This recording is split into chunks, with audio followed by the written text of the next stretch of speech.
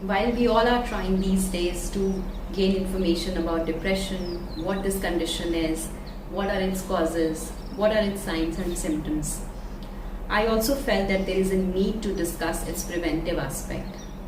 Yes, I'm Dr. Neeru Jain, and being a doctor of Ayurveda, I feel that like any other disease, depression also has some preventive measures that one can take so that this disease doesn't enter our life. So if we understand depression, what is a common definition is that it is a state of continuous grief or sadness that usually is the cause and effect of some physical, mental and emotional changes in our body, as a result of which one loses the interest in life and its activities. So if we look at it closely, that it is a state of continuous sadness, meaning there is a lack of happiness. Meaning the prevention can be by inculcating some measures which create in us happiness. So what are these measures which can help us create happiness in ourselves? Those would form actual preventive measures for this disease called depression. So with that intent, let's discuss some of these measures. Number one is trusting your inner balance. Yes, I'm sure you would have heard about homeostasis and our sympathetic nervous system and parasympathetic nervous system. So just to simplify it, sympathetic nervous system is that part of our nervous system which gets activated whenever there is a threat. Whenever we see there's an emergency and we need to sort of act immediately, like we are crossing the road and a bus comes, or there is an attack, sort of an animal is attacking on us, or something of that sort, that our body has designed this system so that we can face such situation, or we can protect ourselves in such a situation. And whenever a sympathetic nervous system is activated, our heart rate increases so that maximum amount of blood can reach our body cells, and with the blood maximum amount of glucose and oxygen can reach whole of our body including our brain. And even the liver release a lot of glucose because that is a source of immediate energy. So all this has been designed so that we can handle an emergency effectively. While the parasympathetic nervous system is a state of more of relaxation, wherein we can carry on onto our daily activities. So if you actually see that these days this sympathetic nervous system is something which is very much activated in all of us, whether we are on road, whether we are in office working, whether we are doing our household work. So there is always this, because this system releases stress hormones, while parasympathetic nervous system releases, you can say, the happy hormones. So we are always in this state of stress which is usually created, and as a result these stress hormones keep secreted in our system, keep circulating in our system, and as a result of which the system which was designed to handle emergencies has become sort of a normal state for us. And while the other state, which is the state of relaxation, which was supposed to be so normal, is something which we have to make effort to achieve. And our body has a natural ability to shift from this stressed situation, this state of stress handling, to the state of relaxation automatically as soon as that external threat against which the system was activated is removed. Our body automatically relaxes once we know, okay, the bus was coming and I had saved myself. You take some time to come back to normal, but you do come back to normal, right? So like a child, if a child has seen something which was horrifying, and then the child is fearful. So what does the mother say? Now it has gone. Now this the cause of your threat has gone. Now you can relax, right? But the child continues to fear, with the same thing which has already gone. Now there is no more threat. So we also behave like that child.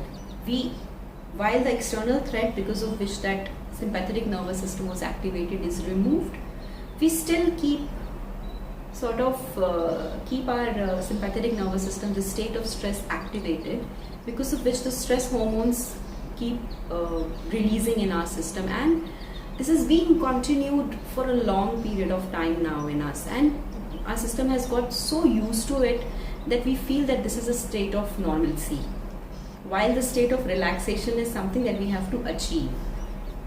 And after spending the whole day in stress, whether it is physical stress or a mental stress, we want immediate relaxation. We want an immediate shift from this state of stress to a state of relaxation, and we do not give our body time to sort of settle down, relax, and reach to that state. Like as I said, when that bus was approaching us, we do not immediately calm down. We take our own time after this transition from the state of stress to the state of relaxation. So the point here is that when we lose this patience, when we lose this trust in our inner balance, that our body has this ability to transit, and we do not give it enough time, then in that hurriedness we go for external sources of seeking relaxation, which could be alcohol, which could be drugs, which could be medicines.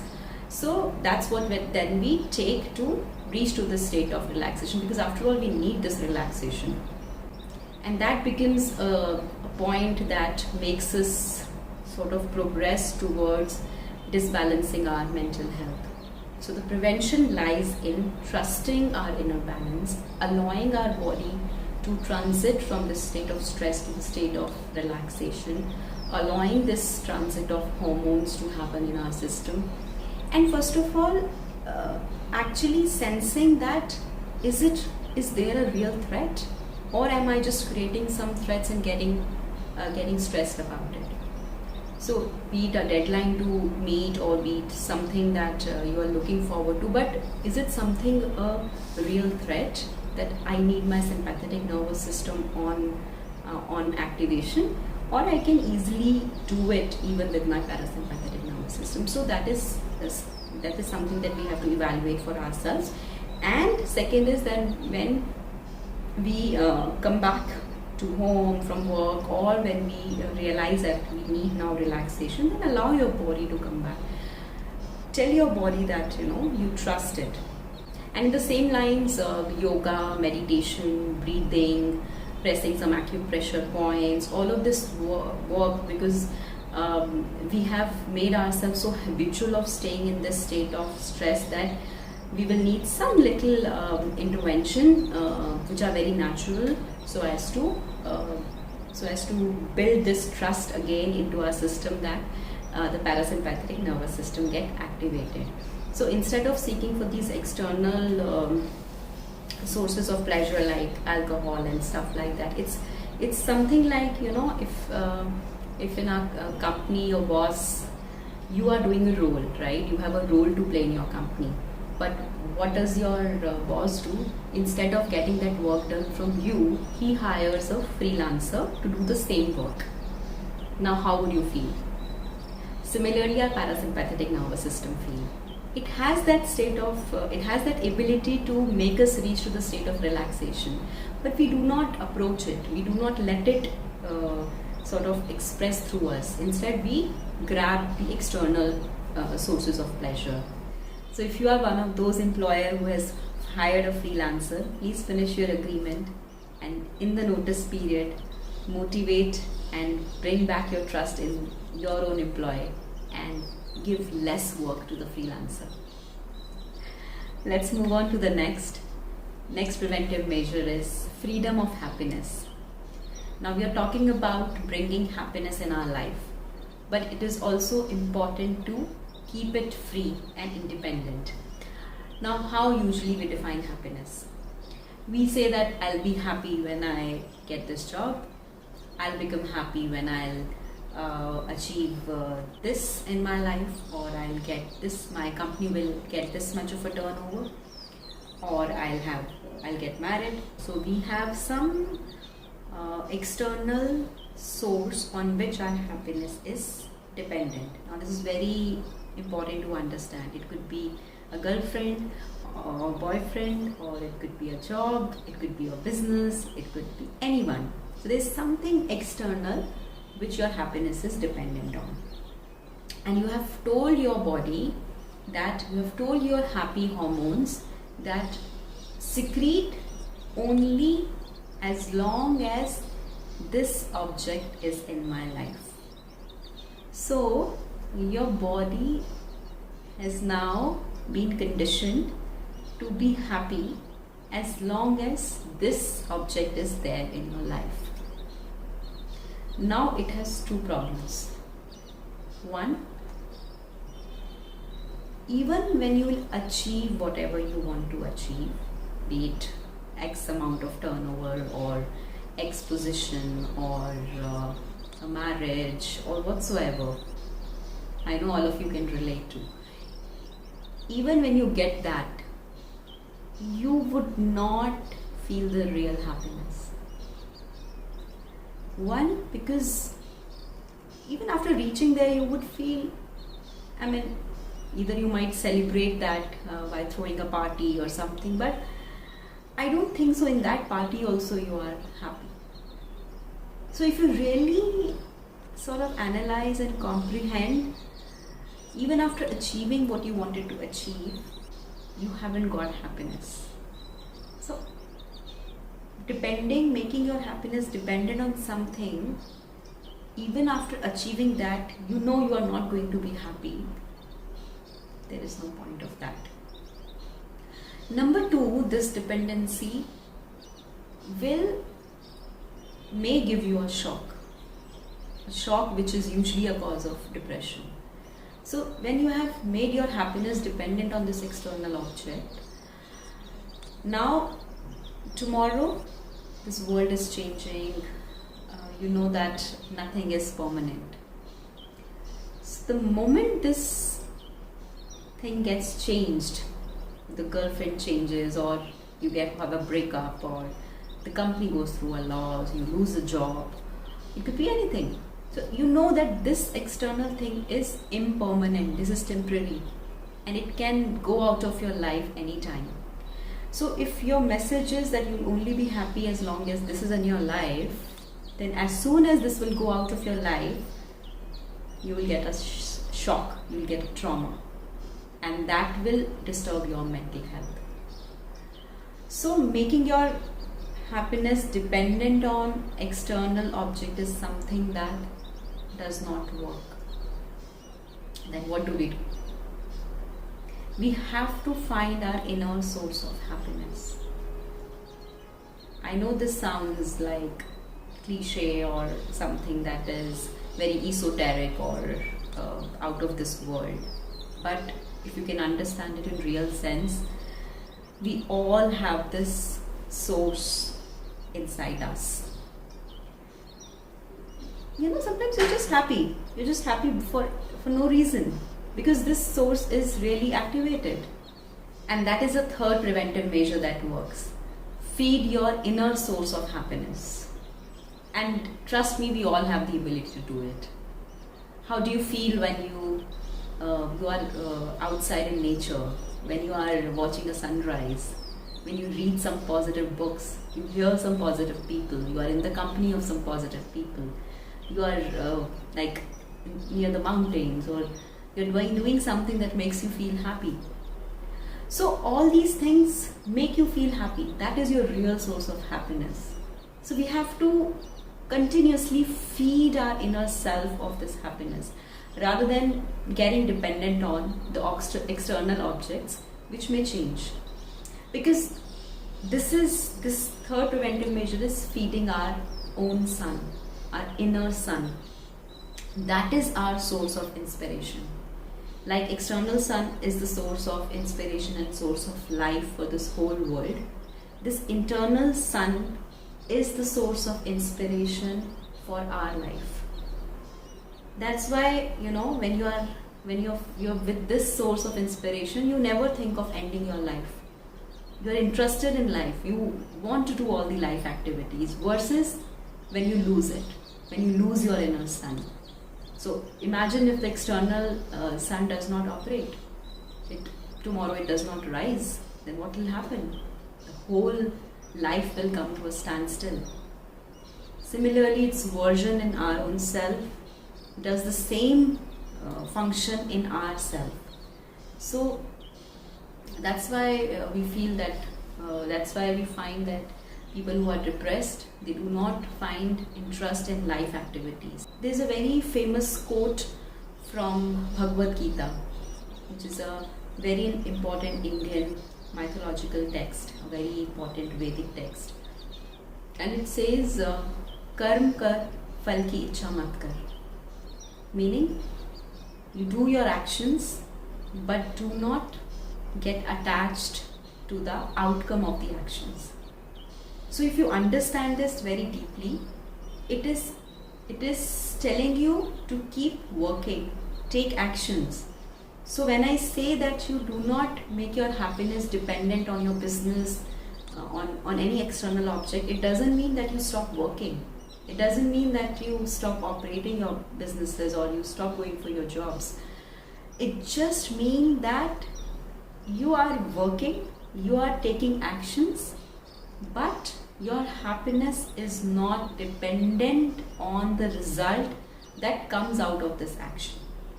So while you're working for the success of your company, you're working for the success to make your company successful, but your happiness is dependent on this source of inspiration, which is inspiring you to take actions. So your happiness is related to your actions, not what would be the result of these actions.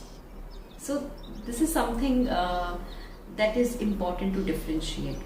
It's a very small thing. If you look at it, it's a very minor difference, but it makes a major difference in our lives, trust me. So we must, how to keep this inner source of inspiration, our inner source of sun, which inspires us to keep taking actions without getting attached to the outcome, without making our happiness dependent on the result of these actions. So we are interested in the actions. We are happy about the actions. We just find so much excitement and happiness in the action, rather than waiting that some result would come, that day I'll become happy, or what has been created from these actions, I'm dependent on that. So, and this keeps you moving, this keeps you flowing. You don't become stagnant then, and that is what your inner sun does. It keeps you moving. Every day sun rises, every day sun sets, but every day you have a hope. You feel that there is something exciting that you can do with this life. And similarly, your inner sun will keep you always motivated and inspired to keep sailing through this life and keep doing actions that make you happy. How you can feed your inner sun? You can feed it by the right lifestyle, by the right diet, which is very important, by spending time with nature. Why all of us feel happy when we are doing gardening or doing something with arts, something with clay, something, when we are outdoors, when we are near mountains, when we are, inhaling the fresh air, when we see the greenery around. This all makes us somewhere happy, because our inner sun gets its food from all of this. So this is where we can shift our focus to in order to achieve better mental health. The fourth preventive measure is something that is very small but makes a lot of difference, and that is gratitude. Yes, gratitude has, you would find so much written about gratitude in all the religions and the spirituality. It's filled with gratitude, because even if you want to find out its scientific research, that this feeling of gratitude immediately releases the happy hormones serotonin and dopamine in your blood. And if you can notice it for yourself. When you are grateful to someone, when you are expressing that gratitude, you are thanking someone from your heart, there's always a smile on your face. You are not sort of unless you've been asked to say thank you with no heart. But if you're really expressing it from your heart, you're always, there's always a smile on your face. So that's something that we should practice on a daily basis to keep this inner source of happiness alive, to keep this continuity of inspiration and this continuity of interest in life and its activities. This is something very important. My fifth preventive measure is understanding our fears. So I know this requires entirely a full session to discuss the fears, because this is something that makes us sort of very susceptible to imbalanced mental health. But so I'll quickly discuss it. One aspect of fear is which I have discussed in my preventive measure number 2, wherein when you keep your happiness free from the external object, and when you don't have the fear of losing that object, then this is something that you save yourself from the fears quite a lot. So most of our fears are usually losing something that our happiness is dependent on. So that's why this point and the point number 2 are connected. The other sort of fears are fear about the future. We have two sorts of fear about the future. One is recurrence of something that has happened in the past, which was painful, and now you're fearful that it should not happen again. And another fear is fear of unknown. We do not know what our future would be, but we have a fear. We had projected our future in such a way which seems very fearful, based on what we have heard, how something bad has happened with a known person or a friend or somewhere in the relative, and we feel that, oh, this doesn't happen with me. So we have that fear of some unknown which has not happened to us, but we sort of project it. Now if we have to quickly understand it, as I said, I have to take it up in the next session, but if we quickly understand it, we can see how much of our fears of the past have got manifested in our present. So our present is the future of our past, right? So we had a lot of fears in the past as well. Oh, my future would be like this, my future might be this, may not happen, oh God, this may not happen. But how much of it has actually manifested? Unless you had feared it to such an intensity that it sort of materialized. But if you really see in practicality, not even 1% of it happens.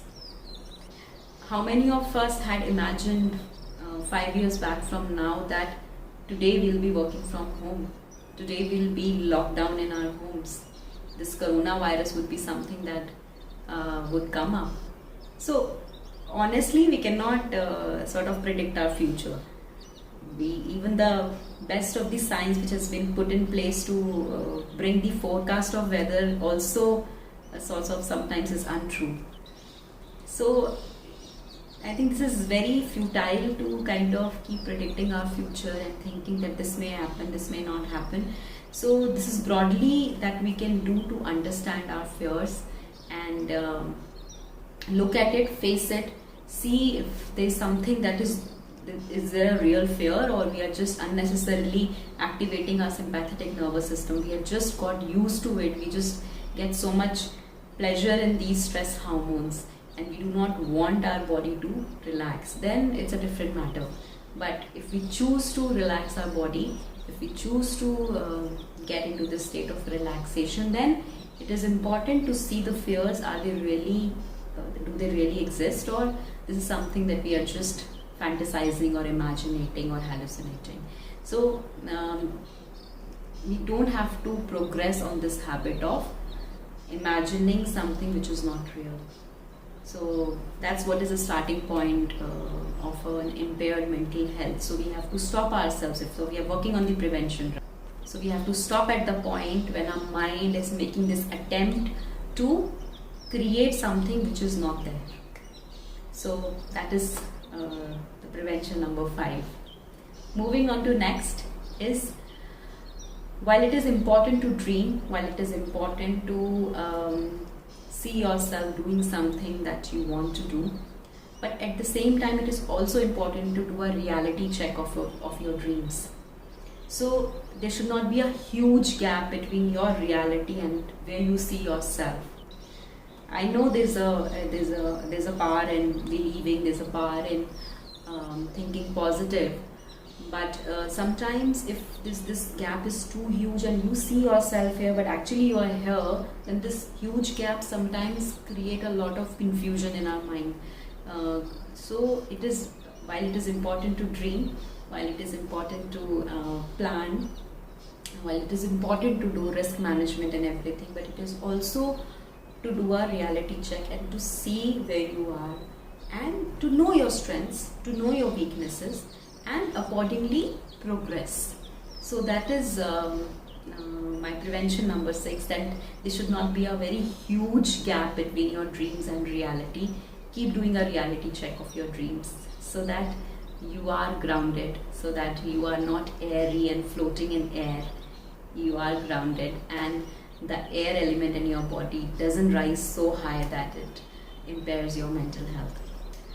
Now I'll move to the last preventive measure, which is actually not the least. It is actually the most important thing that I had saved for the last, which is quit the rat race and create your own environment. Yes, I know we all have been trained to participate in this rat race since the time we've been born, but I feel that this is the most important cause of depression, that we are running in this race without realizing why we are running, where we are going, and what is this race about. This unnecessary competition that we all of us get ourselves into, and then following this mass mentality without analyzing, without using our own sense of discrimination, our own sense of comprehension. We have been blessed with it. We know what is right, what is wrong. We have that ability to comprehend and discriminate, but we hardly use it. We find comfort in following the masses, what everybody is doing, whether it's right or wrong. We keep our sense of discrimination on the side and follow the rat race. And in the process, we lose our own identity. We lose what we are. We always hear that we are unique, and we all have been born unique, and we are here to do you are here to kind of fulfill our life purpose. But we lose the track in this rat race, starting from the school until we are, even if you are running a business right now, you're doing a job right now, you'll find yourself in a continuous competition. And that is the cause of our loss of happiness in our life. And that also generates envy and jealousy, which never lets us at ease.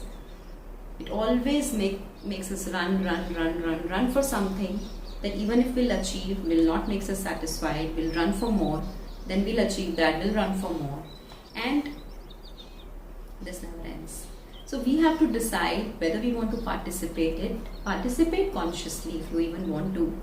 But if given an option, you do not want to participate, you want to take your own path, trust in yourself, create your own environment, do what you want to do.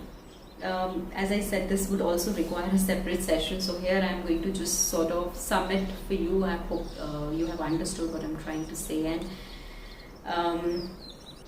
And also in this process, when you plan to sort of not follow the rat race and create your own environment, be assured, have this sort of understanding that you will find people who will pull you down, you will find people who will make fun of you, you will find people who will not trust in your abilities, so that you join their rat race. But if you have a choice, either you trust them, you trust their opinion about you, you trust what they are saying about you, or you trust in your inner sun, your inner sun, your inner source of inspiration. You might have to feed it continuously. That's why, maybe you have just one friend, but if that one friend is positive, that one friend is someone who can inspire you, who can keep motivating you, that is much more than having 100 friends who are running in a rat race. So you'll have to feed this inner source of inspiration, your inner sun, so that it keep guiding you and keep guiding you to take actions that you find happiness in, without having an attachment with its results, without letting your source of happiness rest in the result. You are happy just doing actions. You are happy just doing what you are doing. So that is something which will be your continuous source of happiness. I'm finding happiness in sharing what I feel like sharing. I'm not sure how much it will reach people, how much you are going to sort of benefit from it, but that's all what is the result of my action. But I am happy in my action. I am happy sharing all these sessions with you, and I can only hope you benefit from it.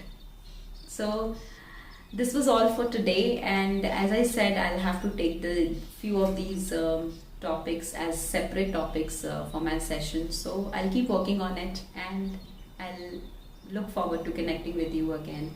Till then, keep taking care of yourself. And while depression is an illness, while this is something that all of us are exposed to, but there is still a prevention, there is still a lifestyle that we can follow and not let it enter our zone. Stay happy and healthy.